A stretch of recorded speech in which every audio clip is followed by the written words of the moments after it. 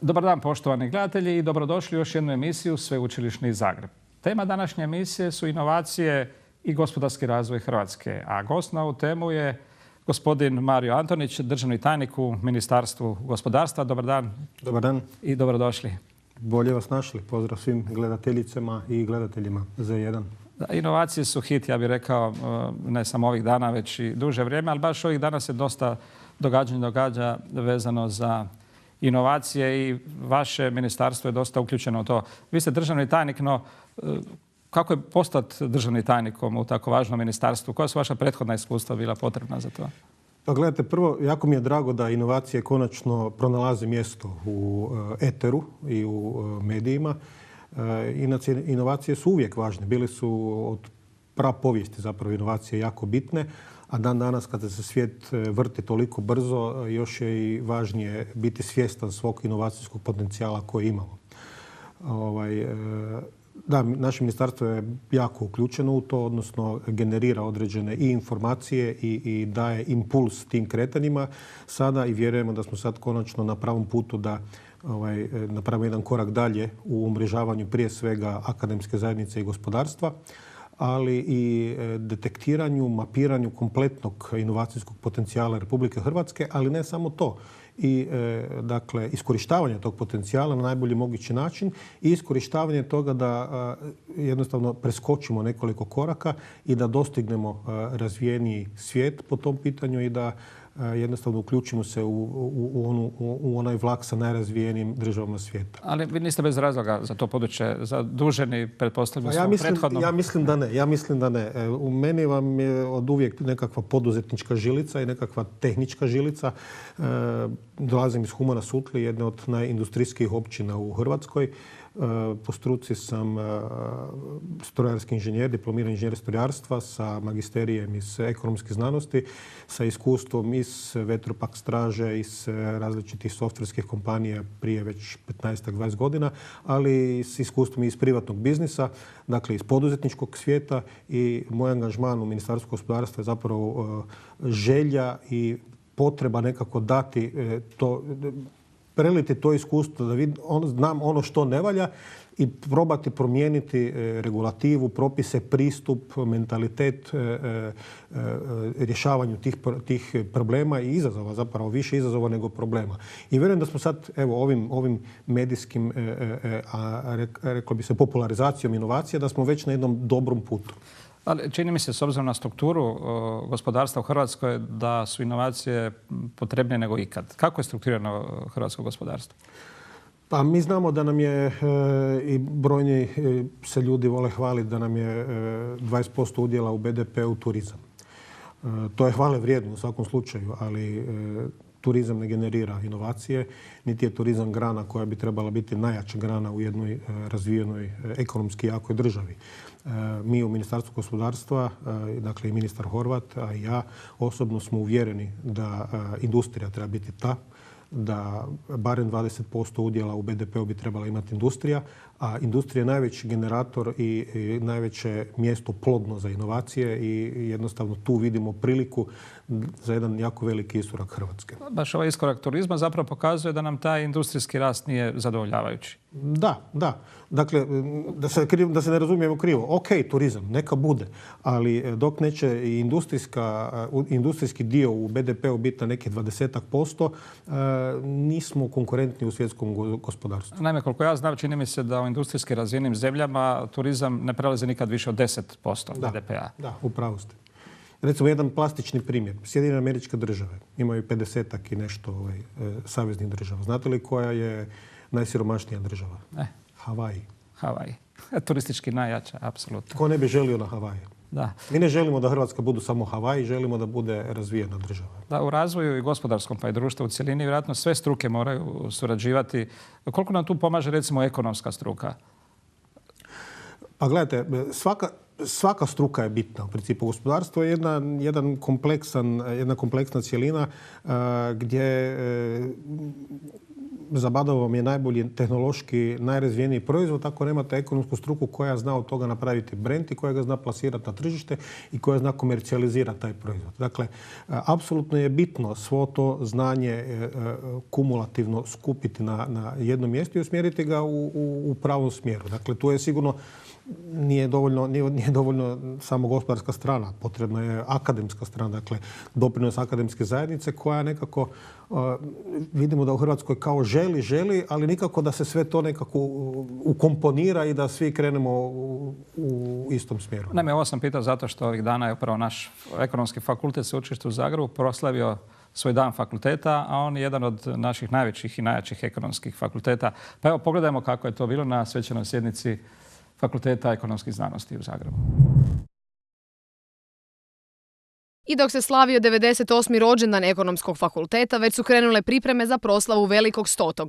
Na rođendanskom slavlju naglasak je stavljen na partnere fakulteta, prijatelje te bivše i sadašnje studente, da se svi skupa pripreme za budućnost, ali da se prisjete kako je nekada bilo. Ekonomski fakultet jedan je od traženijih u Zagrebu, a zadovoljstvo tom činjenicom ne krije ni dekan.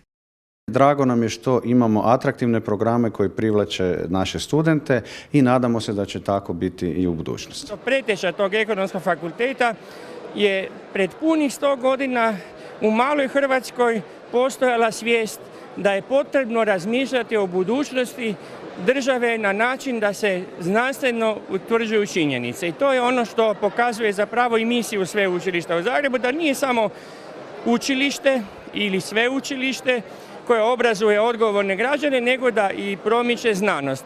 Ekonomski fakultet imao je, kao što znamo, i kandidate za Nobelovu nagradu, dakle jedna izvrsna škola. Nažalost, mladi koji završe fakultet često biraju druge zemlje za rad, no u tome treba gledati i pozitivne strane, istaknuto je. Ako vi uspijete studenta koji je kod vas studirao, ako ga uspijete zainteresirati da ode u inozemstvo, da stekne nova znanja, ali nadamo se da onda s tim znanjima koja su ili u praksi ili na nekom drugom studijskom programu stečena, da će se vratiti u Hrvatsku. To bi bilo najbolje moguće rješenje. Mi imamo jako puno fakulteta koji postoje preko 100 godina ili pak blizu okrugle brojke, a ne zaboravimo da se upravo Ekonomski fakultet brine za dobrobit društva i to u svim njegovim segmentima, rekao je dekan Pavičić. No, osim ekonomista u gospodarskom razvoju jedne države moramo se svi zapravo uključiti, sve struke i sve djelatnosti, jer kao što ste rekli ne može jedna prednjačiti niti jedna biti dovoljna. No, ono što nam se događa sada, to je gospodarski rast ispod 3%. Da li je on dovoljan za razvoj? Pa to je jedan gospodarski rast koji je sad rezultat, reklo bi se, jedne stabilizacije, odnosno kretanja u jednom uzlaznom trendu. Znamo da je Hrvatska preživjela zapravo dvije jako velike krize. Jedna je ona nesretna ratna, krajem, dakle skoro cijele 90. tamo do 98. negdje, a druga nam je krenula od 2008. do 2015. U cijelom tom kontekstu moramo znati da je rast bio od 3,2% 2007. godine. Tad je bio taj rast plod, odnosno rezultat vanjskog zaduživanja i unutarnje potrošnje. U 16. i 17. godinu rast od 3% je zdraviji i više je koncipiran na način da veći udjel ima udio izvoza. I vjerujemo da je to dobar početak, ali u svakom slučaju da za jedan brži i nagli razvoj nama treba rast, reklo bi se, u rangu 5 ili 6%. Naime, ako ja dobro znam, čini mi se da je 3,5% samo za pokrivanje dugova i kamata za koje smo dugli. Znači, ovaj razvojni dio iznad 3,5% svakako. Jel? U tom smislu, ono što smo već spomenuli, inovacije su taj koji bi zapravo mogli biti onaj dio koji bi nas mogao povesti u onaj razvojni dio gospodarstva.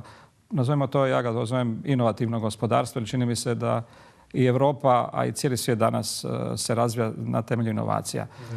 Sveučilište u Zagrebu na tome dosta radi, a s nama u suradnji evo i Hrvatska udruga inovatora Hrvatske. Vidimo na koji način oni pomažu inovativnom sustavu Republike Hrvatske i kako surađuju sa Sveučilištem u Zagrebu.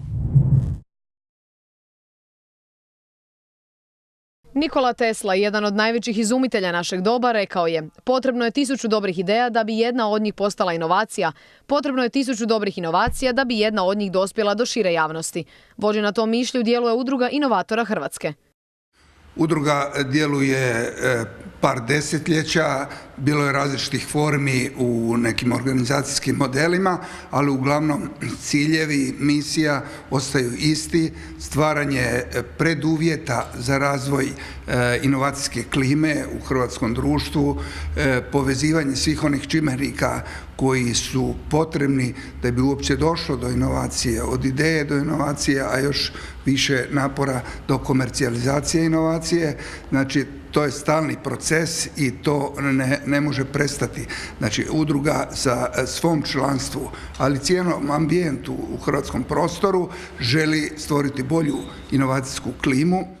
Udruga se sastoji od 24 regionalne udruge i preko 50 članova inovatora.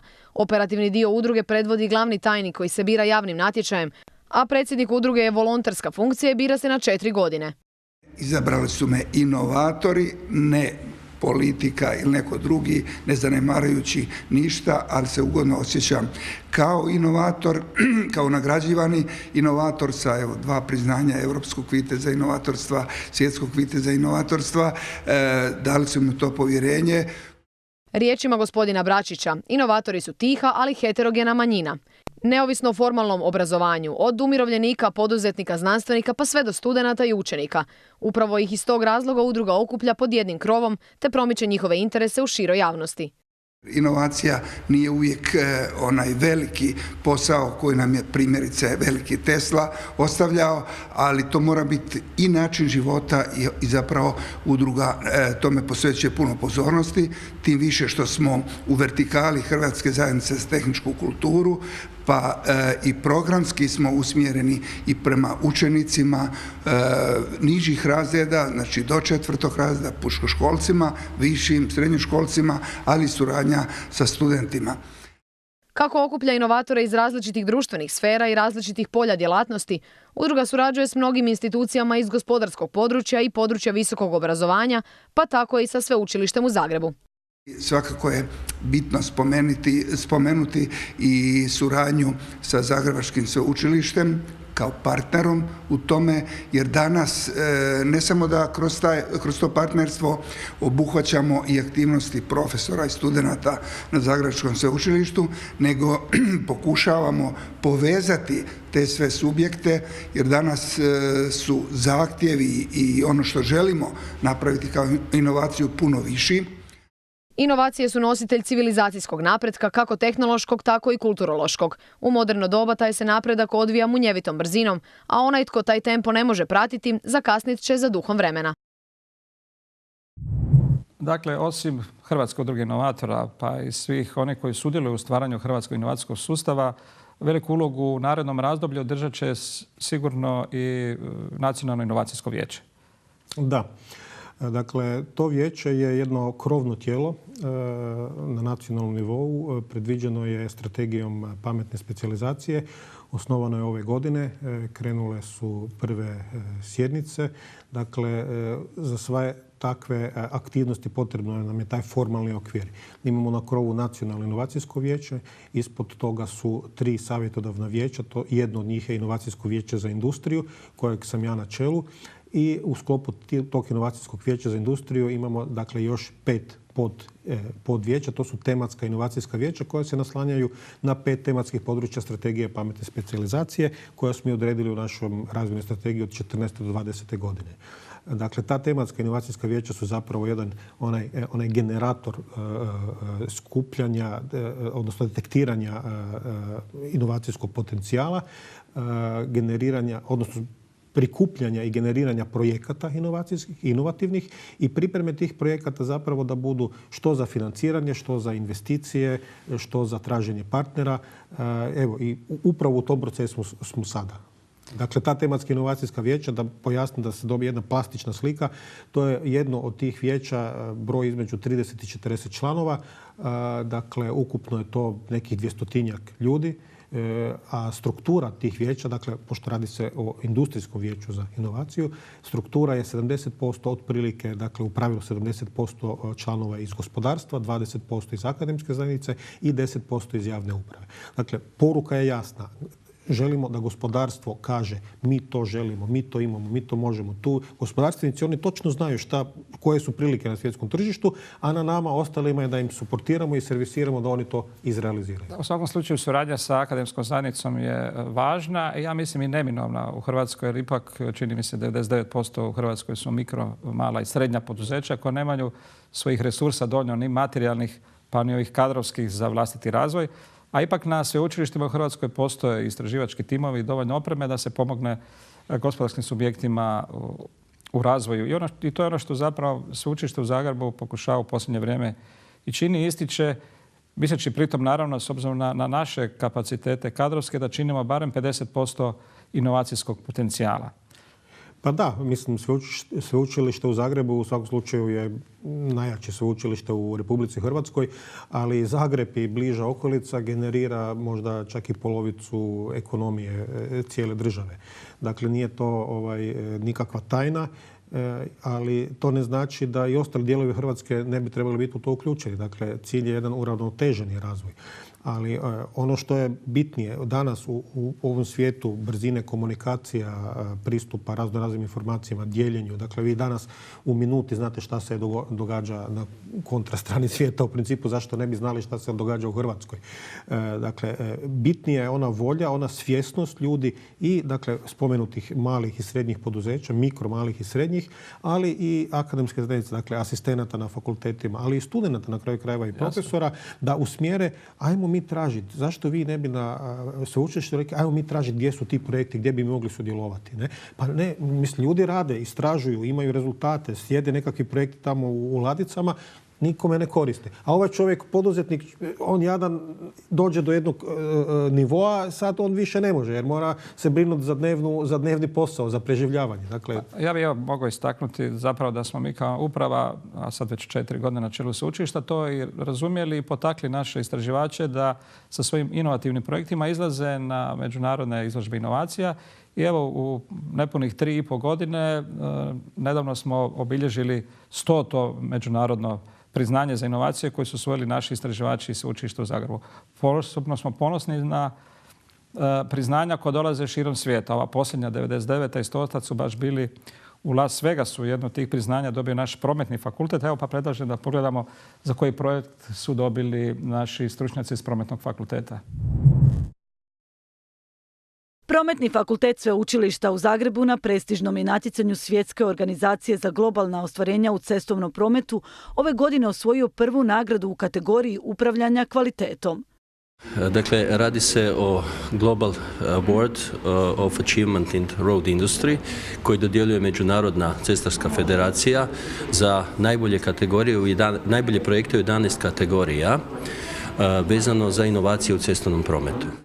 Nagradu su osvojili za projekt pod nazivom Označavanje i uspostava sustava automatiziranog prepoznavanja prometnih znakova putem RFID tehnologije.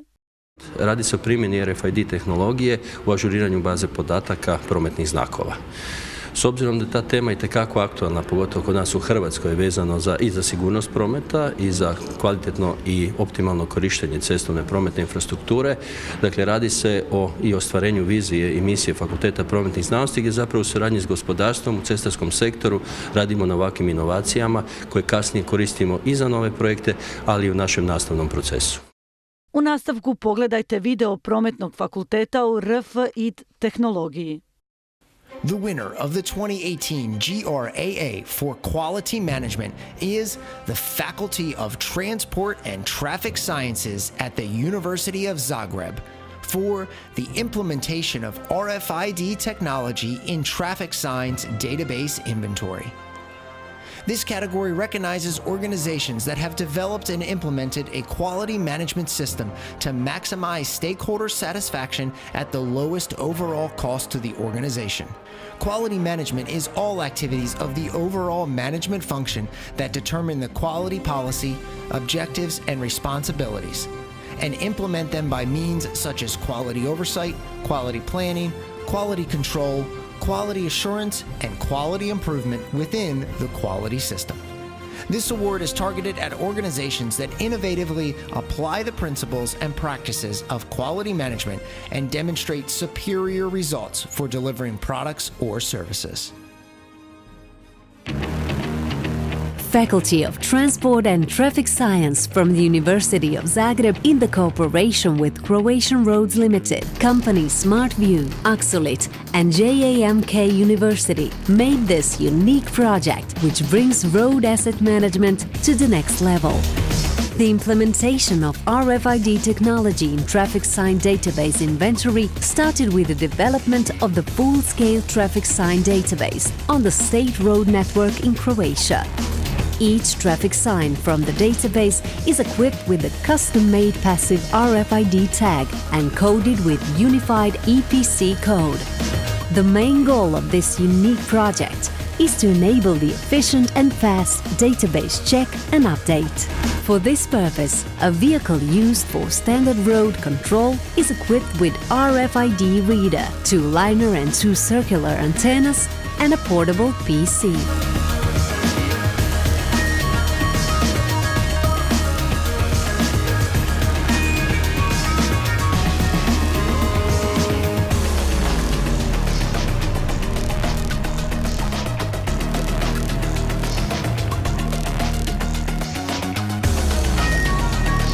During the normal drive, RFID tags are read and the traffic sign database is automatically updated, which gives the road authority the possibility to have up-to-date state monthly, daily or even hourly, depending on their needs.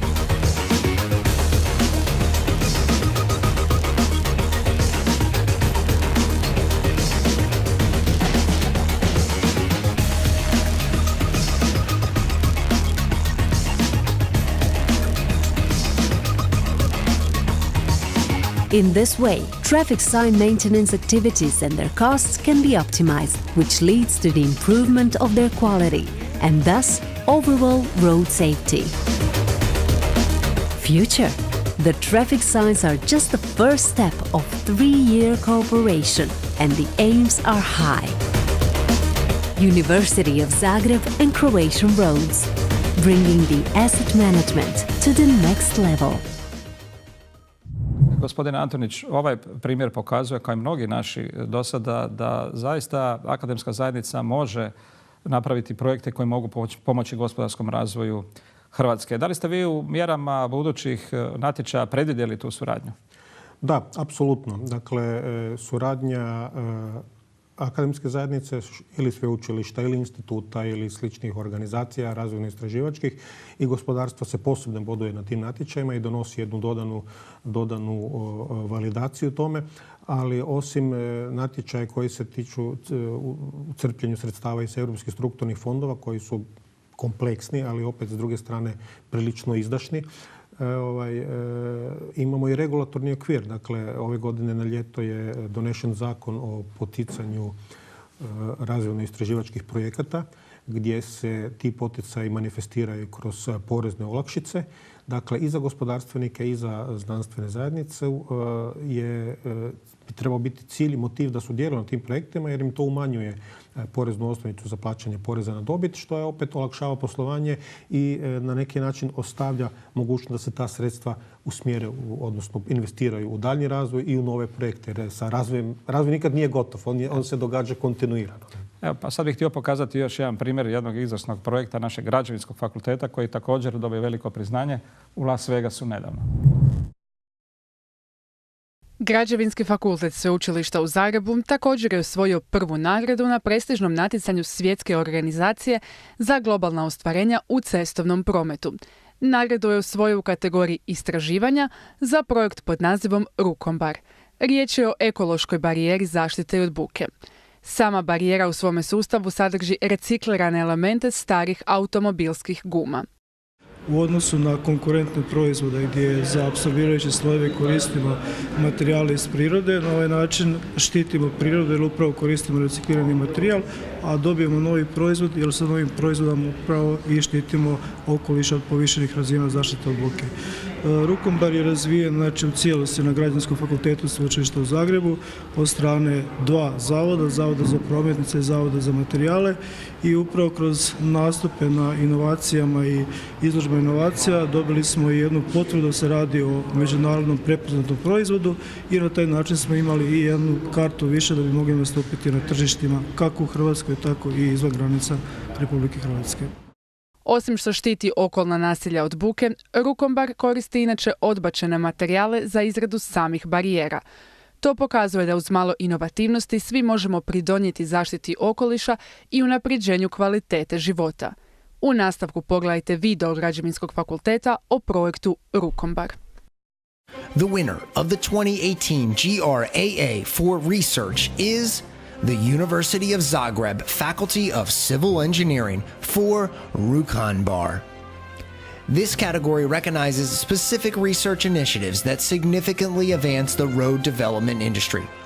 Possible topics included improved materials, innovative use of existing materials and products, advances in technology or new applications for existing technology, and groundbreaking theories in design, construction, or O&M processes. This award was targeted at researchers in public, educational, and private institutions for their achievements in developing a specific product, system, or other element that advances roadway development.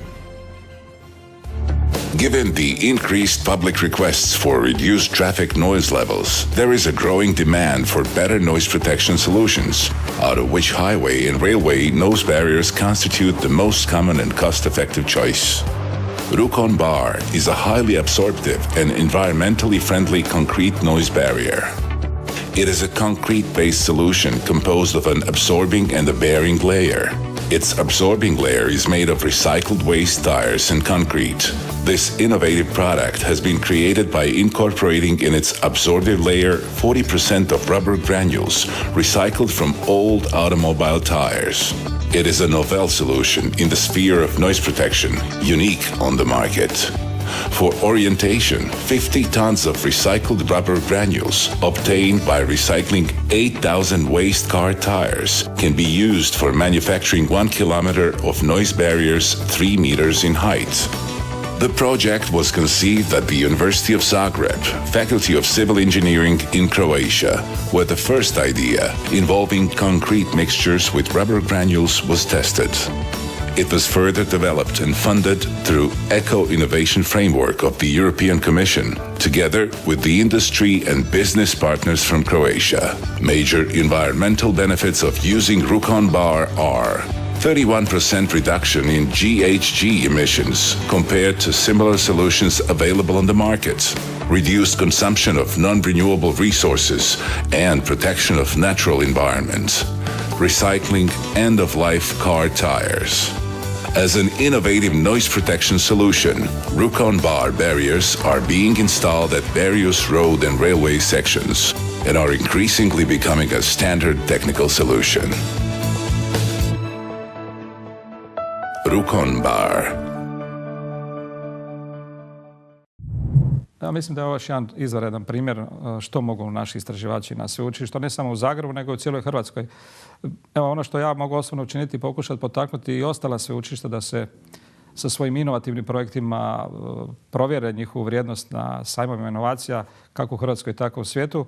Pa nadam se da će nas u tom smislu i Ministarstvo gospodarstva prihvatiti kao partnere u razvoju gospodarstva Hrvatske. Apsolutno. Naša ne vrata, nego sve je otvoreno kod nas za takvu suradnju. Evo, upravo provedbom projekta INI, dakle uspostava inovacijske mreže u Republici Hrvatskoj i radom ovih tematskih inovacijskih vijeća, nama je cilj jednostavno skupiti svu tu pamet koja postoji i ljudi koji sudjeluju u tome, navala je strahovito velika bila. Žele surađivati u tome i to se vidi, to je jedan kipući potencijal. Ljudi jednostavno žele doprinijeti razvoju Hrvatske, žele se baviti pozitivnim stvarima, ne žele razmišljati o prošlosti, zašto smo prije bili takvi kakvi smo bili. Jednostavno prilika postoji, iskoristimo je. Pametni jesmo, imamo kapaciteta, volju imamo, tehnologija postoji, a i novci se uvijek nađu negdje. S tom porukom ja bih onda i završio ovu današnju emisiju. Hvala vam na gostovanju. Nadam se da smo bili zanimljivi. Poštovani gledatelji, evo gledajte nas i sljedećeg tjedna. Hvala lijepo, doviđenja.